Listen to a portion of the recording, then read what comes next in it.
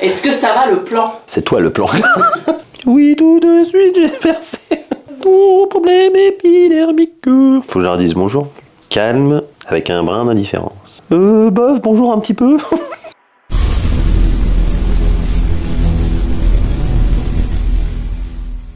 Ferme un peu la lumière là. Très sombre. Ouais, ça fait un peu boîte de cul quoi. Hey Salut les coquines, aujourd'hui, nouvelle vidéo, puisque t'es là, c'est une nouvelle vidéo. On va faire un truc qui m'a été demandé 652 millions de fois, on va parler de Sam Sulek. Alors, j'en ai vu quelques passages, honnêtement, je suis absolument pas fan du garçon. Il véhicule des trucs qui, à mon sens, sont pas bonnes, mais après, bon, ça plaît à certaines personnes, il en faut pour tous les goûts, ça, c'est ok. Mais aujourd'hui, on va s'occuper de ce que j'aime faire, c'est-à-dire analyser les trainings, et on va comprendre pourquoi Sam n'a pas de pec. Alors, je te vois venir, évidemment qu'il a des pecs, il n'a plus que toi, il est dosé, ça, on a compris. Mais je te rassure que pour le reste de son physique, il n'a pas de pec. Il suffit de regarder la photo juste ici. Quand il se met de face, il est totalement plat. Donc me prenez pas une photo où il colle son biceps contre ses pecs, où il fait un biceps cage. Forcément, tu as des pecs. Moi non plus, j'ai pas de pecs, mais en biceps cage, j'ai des pecs. Donc ne vous faites pas avoir par la pose. Donc justement, on va analyser le training pec. Et alors, je connaissais pas le garçon. Il fait des vidéos très très simples, sans musique, sans rien. Donc ça va être cool, j'aime bien les vidéos raw. Et puis c'est parti. Donc petit point anatomique, si on reprend la photo, gros point fort, épaule, ça c'est ok. Clavicule courte, trapèze évidemment du coup prononcé, encore une fois. Et surtout il a un gros delto antérieur. Là ça va être problématique pour lui. Avant-bras long. Donc bon déjà, heureusement il a des avant-bras assez longs, donc ça peut être plus simple pour lui d'étirer. C'est une bonne chose. Malheureusement, son delto antérieur est tellement proéminent que c'est la première chose qui s'étire. Donc il va falloir être malin pour vraiment pouvoir prendre de l'épaisseur des pecs. Donc on va regarder ça tout de suite et puis c'est parti. Donc premier exercice, développé incliné, très incliné, et là pour le coup c'est un peu problématique puisqu'il n'a absolument pas de cage. On le voit bien là, même quand il essaye de sortir, il n'y a absolument pas de cage. La prise est relativement serrée, donc j'imagine qu'il a quand même de bons bras. Donc là on tape direct dans le triceps. La prise est à mon avis vraiment pas bonne, le positionnement n'est pas bon. En plus il relève la tête, donc pour sortir à la cage ça va être encore plus compliqué. Et surtout il y a vraiment très peu de contrôle. Ça c'est vraiment, à mon sens, vraiment pas bon. Et pire encore, si vous regardez bien, il descend relativement bas, puisque forcément les avant-bras sont quand même assez longs, donc il essaye d'avoir une amplitude. Même si l'amplitude n'est même pas complète, ça va vraiment très bas, et la première chose qui s'étire c'est les épaules. Là honnêtement il prend tout dans l'épaule. En plus de ça, il a les bras qui sont pile dans l'axe de son deltoïde antérieur. Donc vraiment, on est sur un exercice pur d'épaule pour lui, c'est vraiment pas ouf. Voilà, donc en fait il rentre sa cage, en fait c'est ça, il n'y a pas de contrôle, il rentre sa cage au moment où il devrait l'étirer et la sortir, et il la sort au moment de la pousser, mais du coup ça n'a plus tellement d'intérêt. En fait au moment de la pousser où il sort sa cage, il devrait être comme ça aussi lors de sa phase excentrique. Bon, on remarque quand même que c'est une force de la nature, hein. Il y a 4 plaques de 20, ça fait très lourd. Il n'y a pas de bande, il n'y a rien au coude, il n'y a rien au poignet, il est très fort. Mais être très fort, ça peut être aussi un gros frein pour prendre de la viande, hein. Bon là dans son cas, si je devais l'entraîner, je retirais au moins 2 plaques, ça c'est une certitude. Mais le fait d'être fort pour pouvoir mettre un stress mécanique encore plus grand correctement, ça va être difficile.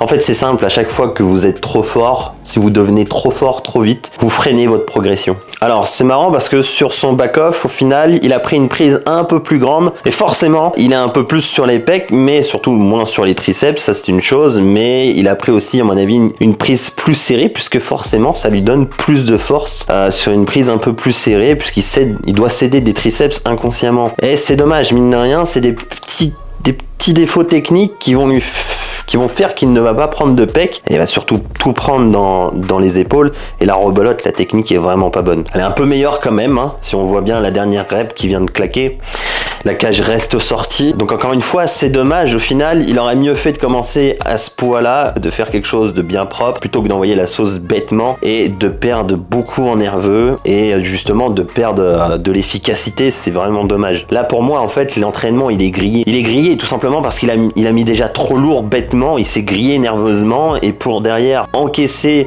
des charges qui sont quand même conséquentes, ça va être difficile. Troisième série, c'est pour moi la déchéance, c'est encore pire. Là techniquement c'est c'est vraiment pas bon. Il fait des demi-reps. En fait, il fait que la phase d'étirer de son delto, donc il est pas sur les pecs en fait, tout simplement. Hein. Donc 4ème série, 4 séries où il fait un exercice de façon. En fait, il fait ça comme un porc. Hein, je suis désolé. Il fait ça comme un porc. C'est moche et je donne pas cher de sa peau sur le long terme. Bon, 5ème série. Alors là, le volume il est immense, encore une fois c'est moche. Ah, c'est vraiment c'est bête parce que là vraiment il s'est grillé de chez grillé pour être efficace sur la suite. Hein. 2ème exo, chest press incliné, et là rebelote, la prise est beaucoup trop serrée, il galère avec 3 plaques et demie.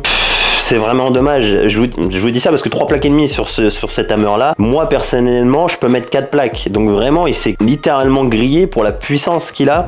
Il aurait pu faire un second exercice, il aurait pu refaire un incliné, bien que je pense pas que ce soit bien pour lui. Mais pour le coup, là il y a une perte colossale d'énergie et du coup derrière il peut plus rien faire. Donc la prise est trop serrée encore une fois, l'amplitude est vraiment dégueulasse, il sort pas les pecs, il n'y a pas d'étirement, tout est sur les épaules. Il n'y a pas de contrôle, c'est difficile. Ouais, il a fait 10 reps mais pour moi il y en a même pas 6. Donc ouais, encore une fois, c'est contre-productif. C'est dommage, c'est vraiment dommage. En plus de ça, il a les pecs relativement courts. Donc, avoir les coudes relativement bas, pour lui, ça va pas être foufou pour l'étirement. Par contre, grosse problématique, c'est qu'il a tellement un delto intérieur vraiment imposant que normalement, il devrait lever un petit peu plus les coudes, se positionner pour avoir les coudes un petit peu plus haut pour pouvoir étirer ses pecs correctement. Le seul problème, c'est justement cette partie du deltoïde qui est vraiment proéminente et ça va, quoi qu'il arrive, taper dedans. Donc vraiment, il est dans la merde. Hein. 2ème série, 3 plaques, pareil, encore une fois, difficile, très difficile.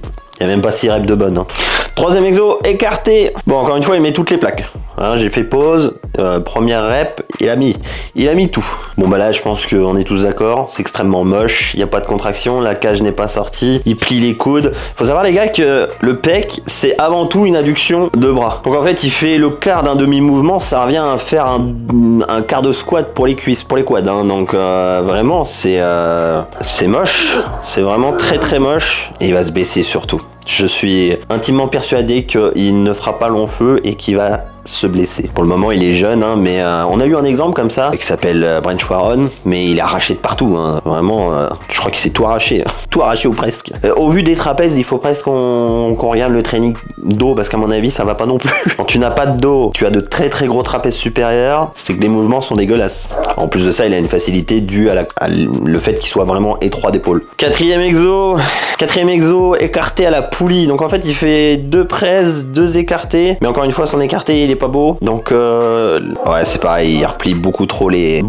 bras, il y a beaucoup trop lourd. Un exercice d'isolation, les gars, c'est encore une fois quelque chose où vous devez vous concentrer sur votre étirement et votre contraction. C'est à ça que ça sert, c'est à isoler. Là, il utilise tout sauf ses pecs, donc il arrive même pas à isoler au final. Donc là, il est congestionné, on le voit à poil, forcément, belle lumière, tout va bien, on a l'impression qu'il a de gros pecs, mais il se met de profil, il a un avant d'épaule qui est faramineux comparé au pec. Vous n'êtes pas censé avoir le devant de l'épaule qui dépasse les pecs. Hein. Normalement, ça devrait être l'inverse. Donc là, vraiment, ça va être vraiment problématique dans ce cas-là. Donc, on a vu que le training, c'était vraiment problématique. Honnêtement, encore une fois, je donne pas cher de sa peau sur le long terme. Ça va être compliqué. Je sais pas s'il s'entraîne tout le temps comme ça, mais à mon avis, ça va être compliqué. Et là, dans ce cas-là, faire un training pec comme ça va être vraiment compliqué. Donc déjà, il va falloir une partie technique qu'il va falloir revoir, placer les coudes au bon endroit, les mains au bon endroit, les bonnes prises, les bons exercices et apprendre à désactiver évidemment tes deltos. Et là, vu la taille des deltos, ça va être un sacré merdier. Donc je commencerai certainement par un butterfly avec de très longue série, 20-30 reps, avec une amplitude réduite, mais quelque chose de propre, les bras quasiment tendus, réapprendre à faire son mouvement et à désactiver ses deltos, à congestionner vraiment le pec, juste le pec et pas les deltos. Évidemment, les deltos prendront quoi qu'il arrive, surtout quand il va en chier, s'il fait pas attention à sa technique, il prendra encore plus dans les deltos. Donc je commencerai par ça, par de très longues séries au pec deck. Et le butterfly, évidemment, je le ferai en décliné. Je vais faire un petit réel à ce sujet, comme ça vous allez comprendre pourquoi les bras longs auront plus intérêt à faire du butterfly en décliné. Donc ça c'est une chose. Derrière j'enchaînerai certainement avec un chest press décliné et pourquoi pas à la barre encore une fois parce qu'il est puissant et à mon avis je lui mettrai certainement du tempo sur un chest press décliné pour qu'il apprenne encore une fois avec une amplitude réduite à contracter ses pecs et à faire ça jusqu'au bout, c'est-à-dire les bras tendus, bien contractés.